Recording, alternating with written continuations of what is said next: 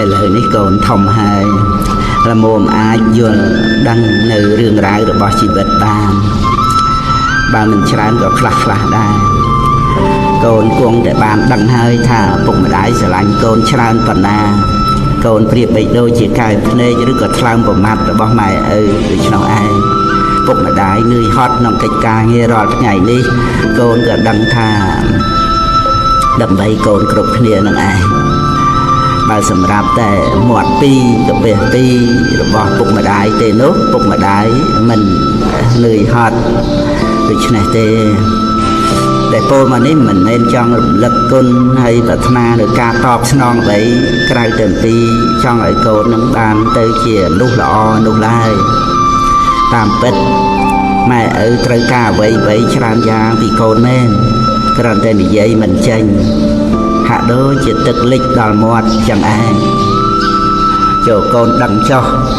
សំបីមេដាបិតាទាំងឡាយមានទ្រព្យសម្បត្តិច្រើនលើសពីការប្រើប្រាស់ទៅទៀតក៏ដោយតែក៏នៅប្រាថ្នាចង់បានចំនួន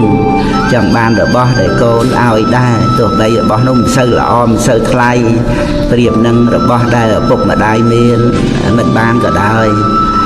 ឲ្យតែថាជារបស់ដែលកូនជូនឲ្យឪពុកម្ដាយសប្បាយចិត្តកាលដែលកូនមាននំមានផ្លែឈើយកមកជូននោះពុកម្ដាយឆ្អែតស្រេចហើយក៏ដោយក៏នៅតែទទួលបរិភោគទទួលទានដោយពេញចិត្តទឹកតម្លៀកបំពាក់ដែលកូននាំមកជូនទោះជាមិនស្អាតក៏ដោយក៏មេដាបិតាស្លៀកពាក់ដែរដើម្បីបង្ហាញកូនយកចិត្តកូនទោះជាកូនមិនមានអ្វីមកជូនសោះដោយគ្រាន់តែកូនបង្ហាញមុខហើយមានដៃទាំងពីរចំពះថ្វាយបង្គំប៉ុណ្ណឹងម៉ែឪក៏ពេញចិត្តណាស់ទៅហើយនេះជាបំណងប្រាថ្នាដែលមានក្នុងចិត្តរបស់ពុកម្ដាយគ្រប់គ្នាពោលគឺចង់ឲ្យកូនបានជាមនុស្សល្អគិតល្អធ្វើល្អនិយាយល្អដឹងគុណដឹងទោសទៅតាមសេចក្តីពិតក៏ប៉ុន្តែឲ្យម៉ែឪហាមាត់ប្រាប់កូនថាថ្វាយបង្គំមកទិញផ្លែឈើល្អឲ្យមកយ៉ាងម៉េចរួចទៅម្ល៉េះហើយមេដាបិតាខ្លះក៏បានបិទភ្នែកលាចាកលោកនេះទៅទាំងដែលមិនធ្លាប់ដែលបានឃើញកូនក្រាបសំពះខ្លួនម្ដងផង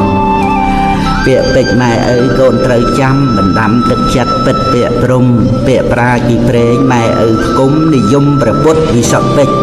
អរុណពើមាសជារស្មីសម្ដីម៉ែឪត្រូវរំលឹកចំកុំឲ្យភ្លេចពាក្យពេចន៍ដូចថ្ងៃថ្លៃដូចមាសទ្វីបលោកល្អស្រស់ព្រោះសូរិយាមេដាបិតាគឺជាព្រះជាដួងសូរិយាយាត្រារះកូនត្រូវសំពះទិសបូពីទិសបូមានន័យបុព្វការីបង្កើតប្រុសស្រីពេញពសទ្ធាពាក្យពេចន៍ម៉ែឪត្រូវដូចជាសូរិយាក្នុងគ្រាបំភ្លឺលោក2